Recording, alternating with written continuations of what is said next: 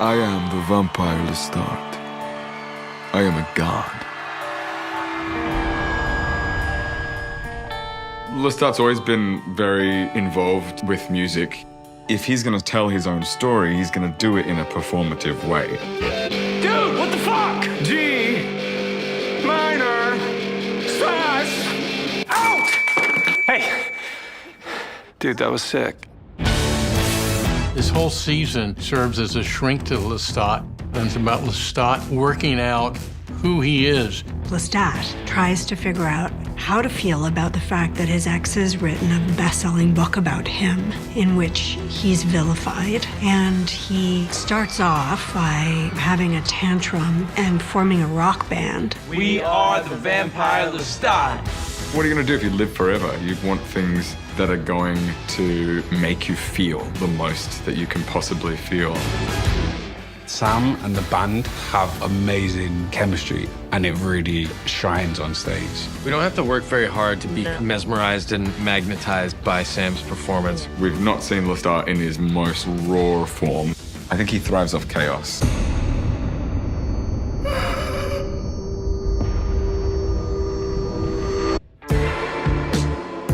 Louis, do you know someone called Daniel Malloy?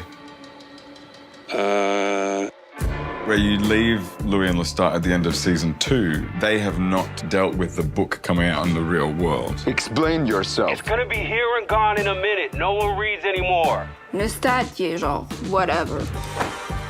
And now the book is real. Okay, I should have asked you before I published. I would have said no. I think Louis does feel guilty about the book, but I think he's also pretty angry that it was released without his consent.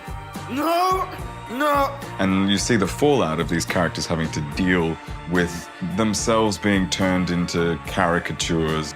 And that's very confronting for a character like Lestat, who likes to control his narrative completely. So this whole tour is just some ironic reaction to my book. The songs are my story. Your documentary, the liner notes. Liner notes? I'm taking this thing to Cannes. Picture Auvergne, France, 1772. We learn a lot about Lestat. We go way into the past and learn about his background. Were you a stutterer as a child? His mother's back. His mother is totally complex for him, and while he thinks that she might be a band-aid to solve a lot of his problems, she ends up being one of the worst people who he could bring back. My maker called for his mama, and I came. Gabriella and Lestat have known each other 300 years. They had a very complicated relationship. You start to see why Lestat is the way he is, why he does what he does. And we were having such a good night. And now we're not. Forget I said it.